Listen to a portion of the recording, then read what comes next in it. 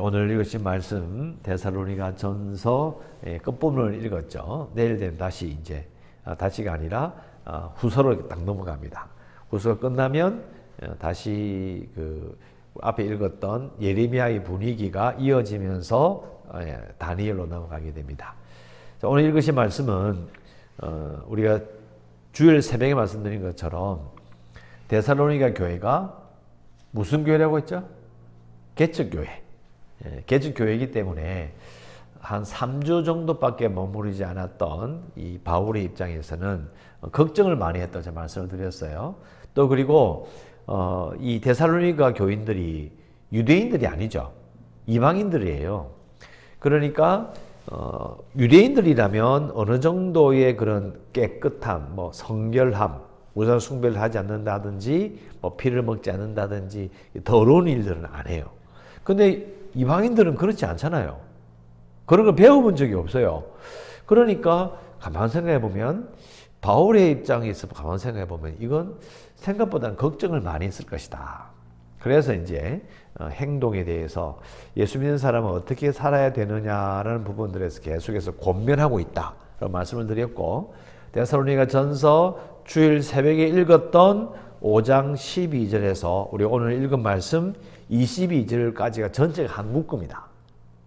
세 가지가 나오는 건데, 첫 번째는 12절부터 13절까지 나오는 것처럼 이 주의 깊은, 그러니까 기독교적인 이런 가르침과 리더십을 통해서 서로 살아가야 된다. 훈련받아야 된다는 말씀을 드렸어요. 가르침을 받아서 계속해서 훈련을 해야 된다. 두 번째 훈련 방법은 공동체 전체, 예수 믿는 그 데살로니가 교인들끼리 모였을 때에 서로를 챙겨주고 권면하고 주고받는 것을 통해서 또 연습을 해야 된다. 그래야 이제 어떻게 될까요? 예수 믿는 사람답게 살 수 있는 거예요. 세 번째가 뭐냐면 16절부터 오늘 읽은 22절까지 이제 이 해야 될 행동들을 이렇게 짧게 이야기해요. 자, 우리 어제 읽었던 16절 말씀 보세요. 자, 앞으로 가서 16절에 보시면 짧잖아요. 항상 기뻐하라. 얼마나 짧아요. 그런데 항상 기뻐하라. 쉬지 말고 기도하라. 범사에 감사하라. 왜 이렇게 짧게 이야기했을까요? 사실 설명하면 길거든요. 항상 기뻐하라. 왜 기뻐해야 하냐면 길게 이야기할 수 있는데도요. 없어요. 이거는 이렇게 생각하시면 돼요. 이렇게 훈련해야 되는데 훈련하는 방법이 있어. 그러면 훈련 방법이 있어. 자, 이렇게 하세요. 짧게 딱 이야기해야지. 그걸 주저주저 이야기하면 그 읽다가 시간 다 보내는 거예요. 어떻게 된다는 거죠? 짧게 이야기함으로 그걸 기억하게 하는 거예요. 현수막 붙이잖아. 현수막. 뭐 주의. 지나가다가 우리 집 개가 있으니까 맹견주의. 이랬어야지. 우리 집에는 사나운 개가 있어요. 지나가실 때 쳐다보지 마세요. 그걸 쓰면 됩니까? 안 됩니까? 그렇게 안 쓰잖아요. 그러니까 바르게, 정확하게, 짧게 딱 기억할 것만 쓰는 거예요. 항상 기뻐하라. 이렇게. 그게 주 22절까지 나온다라고 보시면 돼요. 그런데 오늘 읽은 말씀에 보면 19절에 성령을 소멸하지 말라. 예언을 멸시하지 말라. 자, 이것은 한 덩어리입니다. 성령께서 이제 역사하실 때에 성령의 불을 끄지 말라. 자, 근데 이 소멸하지 말란 말이 영어 성경 그대로 보면 어떤 느낌이냐면요. 큰 불이 났어요. 그래서 소방차를 불러가지고 막 큰 물줄기로 있잖아요. 막 확 뿌려가지고 불 확 꺼버리는 거예요. 그게 오늘 나오는 소멸하지 말라는 단어예요. 왜 이렇게 이야기할까요? 자, 또 20절에 예언을 멸시하지 말라. 이 예언은 뭘까요? 이것도 성령의 예언이에요. 성령의 감동을 받아서 전하는 말을 멸시하지 말라 이 말이야. 여러분, 이 여기 나오는 예언은요. 몇 달 뒤에 뭐 무슨 일이 생깁니다. 뭐 몇 달 뒤에 어디 이사 가세요. 이런 예를 말하는 게 아니고요. 그게 아니에요. 그게 아니고 성령의 감동을 받아서 하나님이 데살로니가 교인들에게 말하고 싶은 내용을 멸시하지 말라는 거예요. 왜 이럴까요? 왜 이런 이야기를 할까? 이유는 데살로니가 교인들이 있을 당시에는요. 성경이 없었어요. 우리 지금 가지고 있는 성경이 없다니까요. 그러니까 하나님의 뜻이 뭔지, 하나님이 뭘 원하시는지 이런 부분에 대해서 참고할 만한 게 거의 없어요. 그러니까 하나님께서는 아마 이 성령의 역사가, 성령의 불과 예언이 있었다라고 볼 수 있어요. 그런데 왜 소멸하지 말고 왜 멸시하지 말라고 이야기할까요? 이유가 뭘까? 자, 이유를 생각해 봐야 돼요. 그냥 소멸하지 말지 뭐 멸시하면 안 되는구나. 그게 아니고 왜 이렇게 말하느냐? 이유는 이겁니다. 여러분, 하나님의 말씀이 항상 우리 마음을 시원하게 할까요? 항상 내 마음에 들어야 안 들어요? 아니에요. 아무리 예수 잘 믿는 사람들도요, 하나님께서 막 말씀을 하시고 성경 읽다 보면 마음에 안 들어요. 내 생각하고 다를 수 있죠. 내가 하고 싶으니까 부딪히는 거예요. 그러니까 아무리 성령께서 대사나 교인들을 이렇게 선택하셔가지고 뜨겁게 하고 막 해도요, 시간 지나면 어떻게 될까요? 성령께서 원하시는 것, 하나님이 원하시는 것 말씀을 들었을 때에 그게 마음에 안 들 수 있는 거예요. 자기 생각하고 틀려.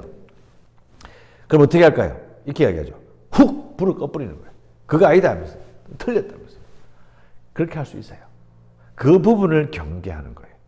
하나님께서 너들 가운데 있는 사람들에게 성령의 감동을 통해서 하나님의 말씀이 선포될 때에 그것을 거부하지 말라는 거예요. 그죠? 사실은 이 데살로니가 교인들이 이방인인데다가 아무리 성령의 그 역사로 예수를 믿어도요, 갑자기 하나님의 뜻을 이해하고 갑자기 하나님께서 기뻐하신 일을 하고 그게 잘 될까요? 안 될까요? 잘 안 되는 거예요. 하나님께서 계속 말씀하시고 하나님의 뜻을 설명해도 이 사람들이 못 알아들을 수도 있고 이해도 못할 수도 있고 심지어는 자기도 모르게 그걸 거부할 수도 있는 거예요. 그러면 안 된다고. 왜요? 아직 이 사람들은 훈련받은 사람들이 아닌 거예요. 훈련해도 훈련을 이게 하나님께서 말씀하시면 함부로 하면 안 되고 들어야 되고 하나님 말씀을 들으면 그게 나하고 부딪힐 수도 있다는 걸 계속 가르쳐 주는 거예요. 권면하는 거죠. 정신 차려라. 이렇게 권면하고 있고요. 그 다음에 21절 범사에 헤아려 좋은 것을 취하라. 자, 범사에 헤아린다는 말은요, 모든 것을 시험하여 보고 이런 뜻입니다. 범사에 헤아린다는 말은 모든 것을 시험하여 보고 좋은 것을 취하고 악은 버려라. 악해 보이는 것은 버려라.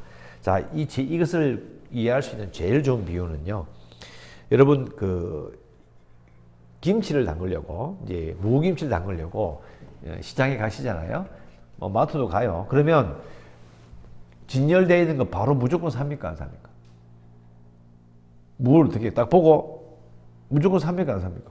무조건 안 사지. 어떻게 해요? 만져보잖아요. 이게. 들어보잖아요. 이렇게.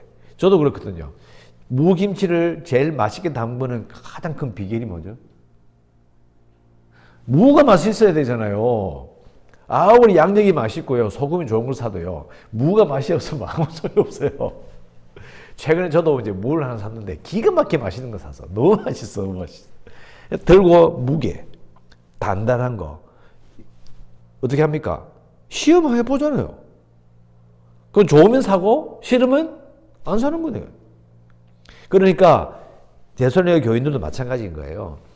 예수 믿는 사람으로서 잘 사는 방법 중에, 훈련하는 방법 중에 뭐냐?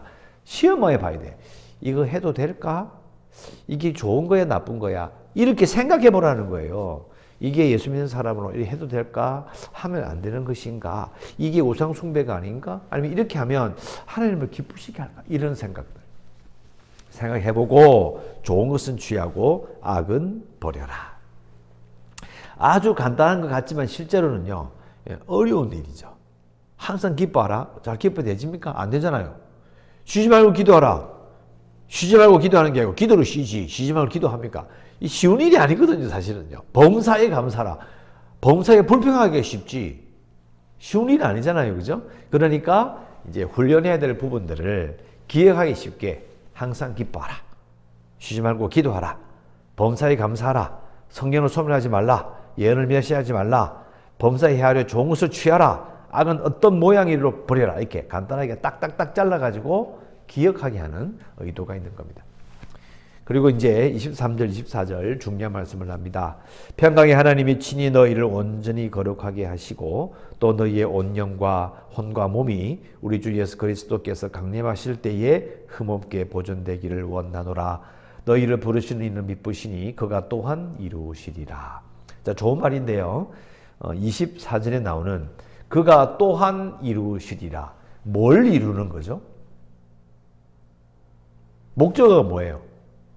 뭘 하나님께서 이루신다는 거예요. 나와 있잖아요. 23절. 23절 내용을 하나님께서 이루실 거라는 거예요. 근데 왜 이루실 거냐? 24절에 너희를 부르시는 하나님은 미쁘신 분이기 때문이다. 자, 미쁘다는 뜻이 뭐라고 그랬죠? 미쁘다는 말은 우리가 일상생활에서 말하며 쓰는 말이 아니에요. 잘 안 쓰는 말이죠. 미쁘다는 말은 신뢰하는 관계. 하나님은 믿을 만한 분이, 신뢰할 만한 분이시다. 근데 이 신뢰가요, 한두 번이 아니라 2000년, 3000년을 지나도 한 번도 약속을 어긴 적이 없는 하나님을 향하여 쓰는 말이에요. 미쁘신 분이 23절을 이루실 것이다. 평강의 하나님이 너희를 온전히 거룩하게 하시고 그리고 너희를 흠없게 보존하실 것이다. 이렇게 말하고 있는 거예요. 근데 왜 이렇게 말할까요? 왜 하나님이 너희를 온전히 거룩하게 한다고 하실까요? 바울이 볼 때는요, 데살로니가 교인들, 즉 경건한 헬라인과 경건한 귀부인들이 자기가 전도했을 때에 예수 믿은 것은 기적이에요. 그건 자기가 한 게 아니야. 하나님이 역사하신 거예요. 그러니까 하나님이 너희를 온전히 거룩하게 하시고 너희를 보존하실 것이다. 이렇게 이야기하는 거죠. 이 말은 뒤집어 이야기하면요, 교회는 사람의 그런 뜻과 노력으로 되는 게 아니에요.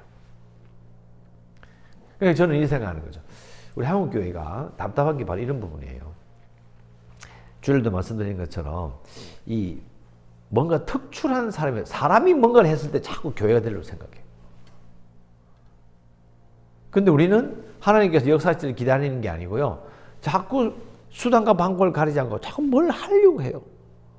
그러니까 어떻게 돼요? 코로나 때문에 교회 행사를 못한다. 그러니까 뭐 교회가 망할 것처럼 난리를 쳐요.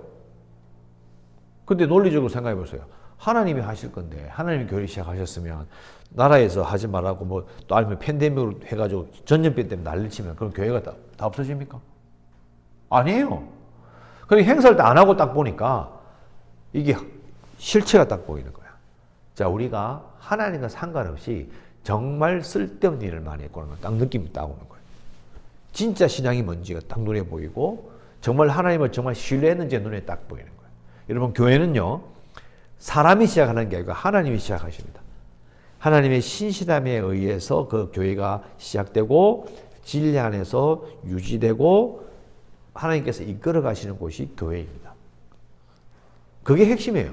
그걸 하나님께서 이루실 것을 분명히 말하고 있고 우리도 그렇게 될 것을 믿어야 돼요. 그래서 23절 말씀이 정말 중요한 말씀이다.